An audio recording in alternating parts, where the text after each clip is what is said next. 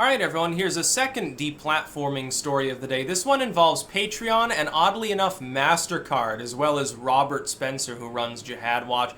And it is a very, very, very strange story. Like this, I have to keep it separate from like the Molyneux Mark Dice stuff, because that's the same deplatforming we've been seeing.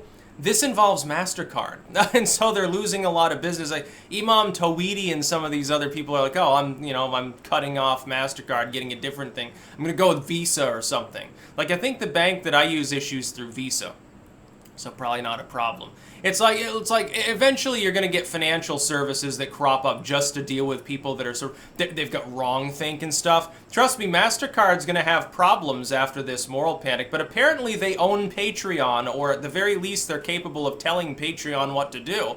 Which it's news to me. It's like I use Patreon. I don't have a MasterCard at this point, never would. Certainly. And it's like, so if MasterCard decides they don't like someone's content, they can get him kicked off. But here's the problem. Here's the first really big problem. Nothing on this website is hateful. It's definitely maybe blasphemous according to some people's estimation. That's not against the law. And when did corporations decide you can't criticize religion? Every liberal in this country should be absolutely livid by this because of this decision. They should be up in arms threatening a total boycott of MasterCard because of this. Because so in other words, you're okay with people being censored because they like criticize religion. That's basically what his site does. He's like, well, here's a collation of news resources that deal with like ISIS and stuff like that. That's all his website is. MasterCard, in its official sort of statement there at the end of the article, and link in the description, at the end of this, the article on actually his Twitter that he refers to. I've got his Twitter in the description. Some of it's in lawyer speak, so forgive me if I'm not understanding this, but it looks like MasterCard said, well, we determined that the site might be engaged in illegal behavior, so we had Patreon look into it, and, they have to make that determination, or maybe they did. I'm not sure. One of those two groups decided, I guess, according to what MasterCard is saying, that illegal activity might be going on, so they can't use Patreon. Jack Conte, the other part of this is, came out a long time ago when Lauren Southern was banned and said, we only police and ban based on manifest observable behavior.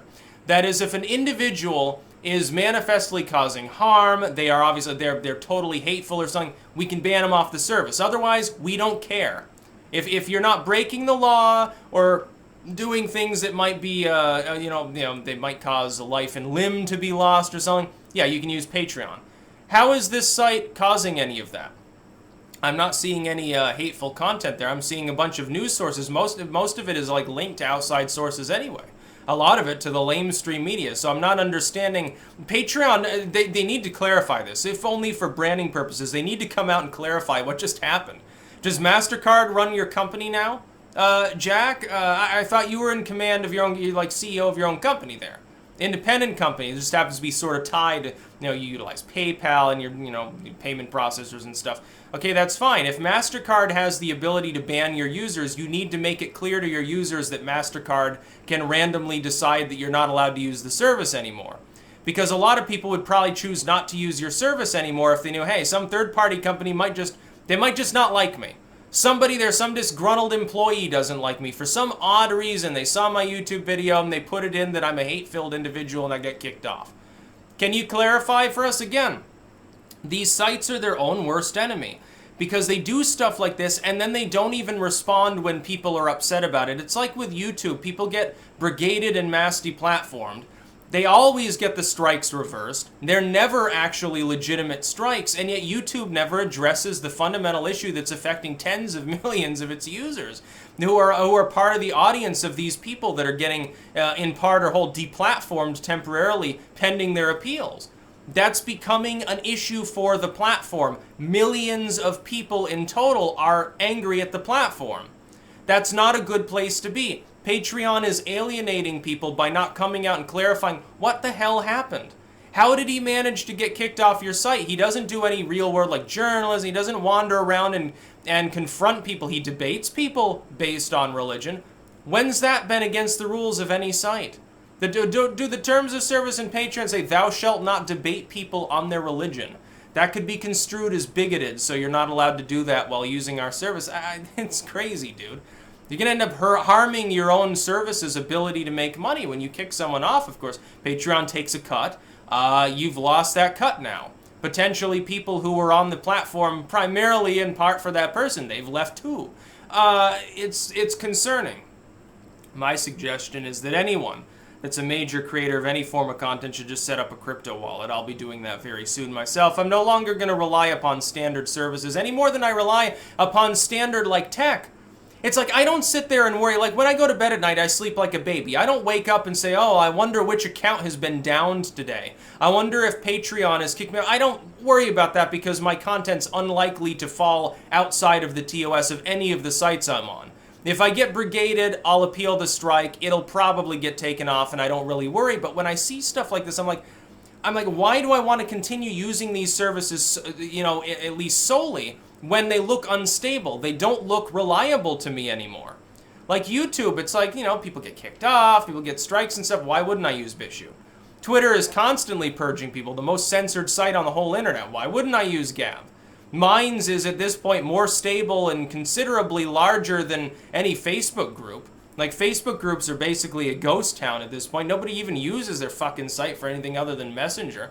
Or scroll shitpost. It's basically the summons. Or they look around for, like, porn that's on Facebook video or something. That's the only thing that you do there. It's like, Minds is way better. Steemit is a great platform. Dailymotion's a good platform at this point. And then there's crypto. There are alternate fundraising sites that have tried to spring up. It's like Maker Support when it fell totally flat. They still, by the way, as far as I know, haven't refunded my fans. I'm warning them that you're treading on real thin ice with a very large number of people who are very well connected and have enormous audiences and enough money to sue you into federal prison. It might behoove you to just pay people back what they've donated to creators and or the creators. In my case, just give it back to the people who donated. I don't want your fucking tainted money because it's obvious that I was wrong about your platform. It wasn't in good faith. You probably, what I think about Maker Support, I'm going to give you my honest truth. This has nothing to do with like the deplatforming stuff, but I've got to say this as an aside, even though it's not worth its own video. I think they invested all of that money in crypto and they figured, well, crypto's rising so fast, we'll sell some of it, we'll pay everyone back, sort of like a pseudo pyramid scheme.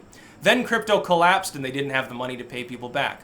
Whoops, could have been a problem. I think that's what happened because they told people, well, we're going to pay you back in Bitcoins. Oh, really, asshole? You're going to pay people back in Bitcoin who don't have a crypto wallet? I don't think it works that way.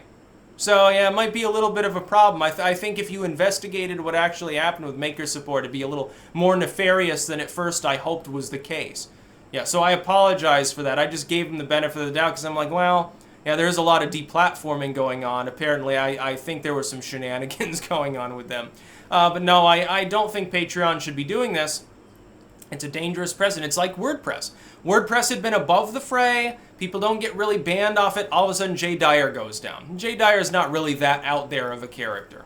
He's not exactly working for like skinheads. He doesn't jackboot down the street and stuff like that. He's like a tradcon or something. He's sort of more of a neo-theocrat of sorts. But he's not a particularly hate-filled, vicious individual. He doesn't sit there foaming in the mouth and stuff. And yet he gets deplatformed. And it's happening over and over and over. It's going to keep happening for some time. Again, long term, I'm very optimistic of our chances of defeating this current moral panic because every other moral panic that has ever existed gets defeated. It collapses itself. Doesn't even need the outside world to collapse it. It'll destroy itself in due time. It's just you can sort of nudge it in the right direction off that cliff over time, speed up its own shitty demise. But short term, very pessimistic. Yeah, a lot of people are going to get like banned off all sorts of sites. And it'll destabilize aspects of the internet, leading to the next technological paradigm. It is inevitable that will happen. It's just we can lessen the damage if we do what's right. We stand together, defend one another, speak out. It's like a lot of people, they're afraid to speak out when something like this happens. They're afraid they'll get struck down somehow or be targeted because they defended someone who might be bigoted or something. He's not a bigot. I don't read him that way. I don't care if the SPLC has him on a list of extreme individuals. The SPLC just got done getting sued by someone they had on such a list because it was clearly and objectively not true. The problem is here with groups like NGOs, corporate media. Enoch pointed this out. Normally it's hard to sue them for defamation. In order to sue them and actually recoup anything, you have to prove you lost money. Well, he just got kicked off a fundraising platform by Mastercard, it appears, or something. I would say that he's probably losing money.